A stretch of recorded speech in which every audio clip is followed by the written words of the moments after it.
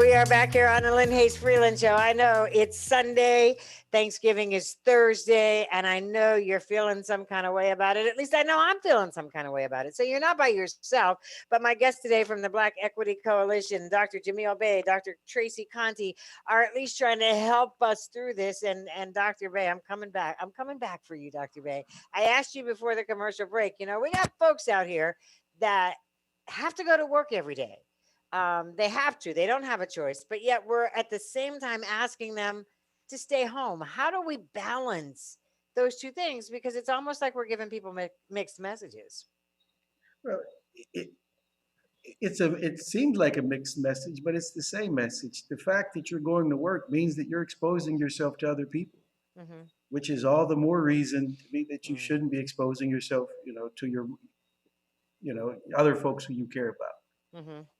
And so that balance, where, fortunately your job, you're one of the folks who still has a job and you're able to still, maintain your household. But, that puts the other folks around you at a greater risk.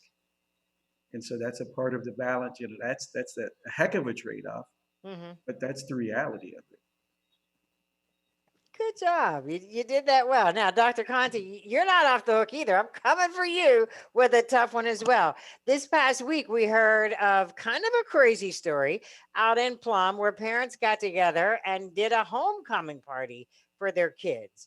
And one of the things that, indirectly, I'm hearing that parents were saying is they felt badly because their kids have missed out on so much. And parents, I know a lot of parents that feel that way. Parents felt like they missed homecoming, the kids missed homecoming, they missed the prom. So how do parents deal with that guilt?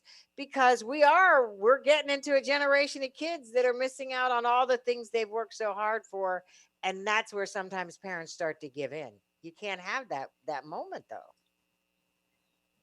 Right. I think we really have to put our children's health at the forefront, and their health is more important than any activity. I think everyone was under the impression that kids don't get sick or get a milder disease, and that's not necessarily true. And kids are getting it. You're seeing schools close. And so again, it's that message of being vigilant. I have a child who is away for school, and we had to make that hard decision to say, you can't come home for Thanksgiving because the risk to the other family members is too great.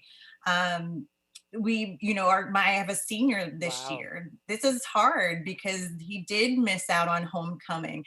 But these are decisions that I know are for his best interest, so that he can successfully finish his senior year. And I rather have him not do activities and be healthy than put him at risk of getting this disease. And the message that children can get ill and children can get this disease, but they can also spread it to other family members, is essential for our communities to know. So Dr. Bey, I guess in that regard, we've come a long way, because there was a moment at the beginning of this pandemic where many people in our community thought that Black and brown people weren't affected by the coronavirus. So I guess we've made a lot of progress. We realize now that we are not protected. We don't have like this magic screen around us that we don't get the virus. And the realities are, though, we have to do the same things that everyone else does. We have to keep socially distanced. We have to wear our masks. We have to wash our hands, and we have to pay attention. We can't slip up for just a minute, because that one slip up can make all the difference.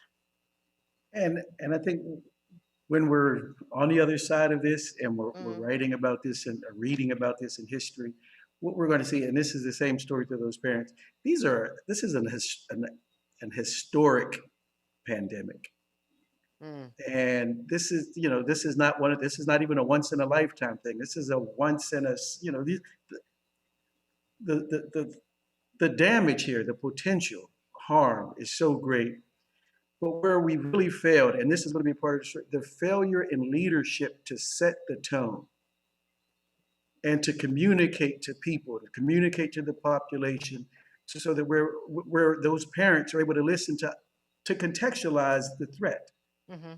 Instead, we've had people downplaying it and playing it and politicizing it, not providing resources. And so it's no one's taking it seriously. And so it's easy when when your kids are whining about all the things that you're missing, or that they don't know what they're missing because they haven't experienced it. You want them to have those experiences because you had them. And you're trying to put these things out because you don't have the context for the threat Mm-hmm. Mm-hmm. of what's really happening. And so that's a part of what we're going to write about in this history of, well, what happened in 2020? It's a failure of leadership to respond to a global pandemic on so many levels. Mm-hmm. Mm-hmm. All right. Well, I thank you too for so much for joining us. And yes, I'm going to enjoy my Zoom Thanksgiving this year. And, the realities are we'll all get over it. And I guess, soon we'll be talking about a vaccine, and there is a light at the end of the tunnel. And that's kind of where we are. And we just have to hold on. But I thank you both for joining us. Lots of good information. And sometimes it helps hearing it come from people who look like us. For many of the folks in our community, that's exactly what they needed to hear. So I thank you both for joining us today from the Black Equity Coalition. You have been awesome, and we appreciate you. Thanks so much, and have a happy Thanksgiving, even if it is with the computer at your Thanksgiving table. Thanks so much. We'll take a break. We'll come right back, and I will wrap all of this up. We'll be right back.